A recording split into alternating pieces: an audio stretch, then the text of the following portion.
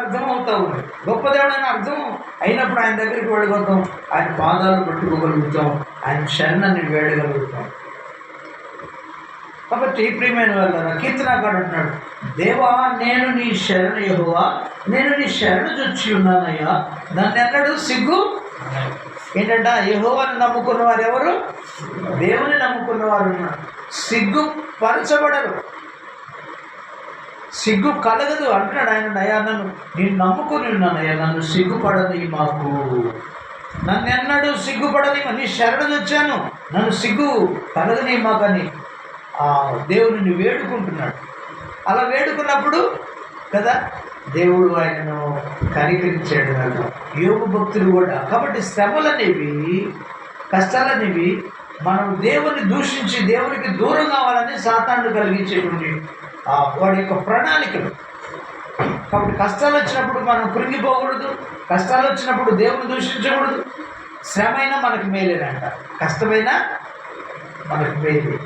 ఒకవేళ శారీరకంగా బాధపడుతూ మాత్రం చనిపోయిన ఆమె దేవుళ్ళు పరలోక రాజ్యంలో నిత్యత్వంలో ఏ వ్యాధి లేకుండా నెమ్మదిగా దేవుని సన్నిధిలో ఉంటుందని అర్థం. కాబట్టి మనం కూడా ఒకవేళ ఆయన అనుమతిస్తే మనమంట శరణు వచ్చి మౌనంగా ఉంటే చాలు, ఆయనకి ఇష్టమైన మనల్ని స్వస్థపరుస్తాడు. ఒకవేళ ఆయనకి ఇష్టమైన మనల్ని పిలిచిన పరలోకంలో నెమ్మది పొందుకుంటాం. ఆయన ద్వారానే పరలోకం, ఆయన లేకుండా పరలోకం వెళ్ళలేము. కాబట్టి ప్రియమైన వాళ్ళ సమస్యలు వచ్చినప్పుడు మనం ఆయన పాదాలు పట్టుకుంటే, ఆ శరణాన్ని వేడిస్తే అంటే మనకు సిగ్గు కలగనివ్వండి. దేవుని లేఖనాలు ఉంటుంది, ఆయన నమ్ముకున్న వారు ఎవరు సిగ్గుపడరట. ఏంటంట, చదువుదాం ఆ మాటలు చదవండి. యేసయ్యను నమ్ముకున్న వారెవరు సిగ్గుపడరు. కీర్తన గ్రంథం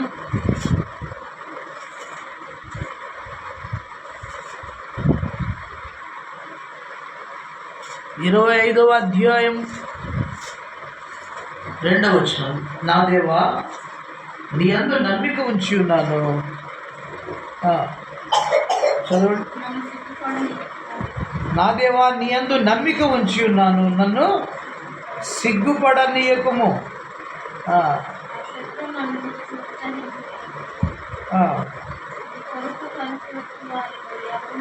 22వ అధ్యాయం 5వ వచనం కూడా చూద్దాం. వారు నీకు మొరపెట్టి విడుదల నొందిరి, వారు నీకు మొరపెట్టి విడుదల నొందిరి, నీ యందు నమ్మిక ఉంచి సిగ్గుపడకపోయేది. కాబట్టి అర్థమైందా, ఆయనను శరణాన్ని ఆయన నమ్ముకుంటే, ఆయనను వేడుకుంటే కదా ఎప్పుడు కూడా మనకు సిగ్గు కలగదు. అంటే తప్పకుండా నీకు ఏ అవసరం తీరుస్తారు ఖచ్చితంగా. భూలోక వైద్యుల కంటే ప్రభుని ఆశ్రయితే ఏ క్షణంలో కళలో వచ్చినా నీకు నెమ్మది కలుగుద్ది, కళలో వచ్చి నీతో మాట్లాడిన స్వస్థ కలుగుద్ది కదా. చంద్రబాబు కాలంలో పరిచయం చేస్తున్నప్పుడు ఒక అమ్మాయి హెచ్ఐవి పేషెంట్ ఉంది. హెచ్ఐవి పేషెంట్ ఉంటే ఏంటంటే చనిపోయే పరిస్థితి, మోషన్స్ అవుతున్నాయి, ఒక పక్క విరోచనాలు అవుతున్నాయి. ఇక సన్నగా అయిపోయి మంచంలో పడింది, ఏమి తినలేదు, ఏమి త్రాగలేదు, చనిపోద్ది అనుకున్నాం. అలాంటప్పుడు దేవునికి ప్రార్థన చేస్తే ఆయన ఏం చేశాడు, ఆమెను ముట్టుకున్నాడు. స్తోత్రం. ఆమెతో నేను చెప్పాను, నా మాటలు నీకు ధైర్యాన్ని ఇవ్వమా, ఆ మాటలు నా మాటలు నీకు ధైర్యం, నేను మనిషిని, నీకు ధైర్యాన్ని ఇవ్వలేవు. ఈ రాత్రిలో యేసయ్య వచ్చి కలలోనే నీతో మాట్లాడతాడు. అయితే నువ్వు ఒక పని చేయి. ఏమన్నాను, నా పాపాలు క్షమించయా అని వేడు. ఏమన్నాను ఏం చెప్పానా, యేసయ్యని గురించి చెప్పాను. యేసయ్య పాపాలు క్షమించే మంచి దేవుడు, ఆయన క్షమించడానికి సిద్ధ మనసు కలిగిన దేవుడు. ఆయనలాగా క్షమించేవారు లేరు, ఆయనలాగా స్వస్థపరిచేవారు ఎవరు, ఆయన లాంటి సమర్థుడు ఎవరు ఇక లేరు. అమ్మా అయితే నువ్వు ఒక్కటి చేయాలి, నా పాపాలు క్షమించయా అని వేడుకోమన్నా. కన్నీరు పెట్టి ప్రార్థన చేసుకో. నువ్వు ఇక చనిపోయే స్థితిలో ఉన్నావు కదా, ఈ ఒక్క మాట ప్రభువుని అడుగు, ప్రభు చిత్తం అయితే నేను ముట్టుకుంటాడు, నీతో మాట్లాడతాడు. ఈ రాత్రిలో ఆయన నీకు జీవము మాట్లాడితే చాలు, నువ్వు బ్రతుకుతావు అని చెప్పాను. అలా చెప్పినప్పుడు ఆ సహోదరి ఆ రాత్రిలో పాపం ఎవరు దిక్కులేనిది కాబట్టి దేవుని దగ్గర యేసయ్యకి మంచంలో పడుతుంది.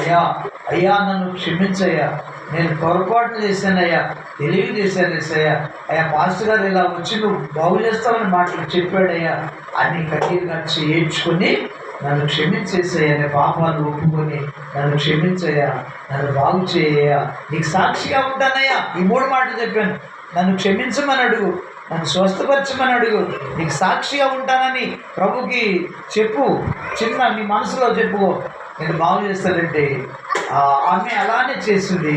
ఆ రాత్రులంట యేసుక్రీస్తు ప్రభు వారు కలలో వచ్చి ఏం చేశాడంట, ఆమెతో ఇవే మాటలు మాట్లాడాడంట.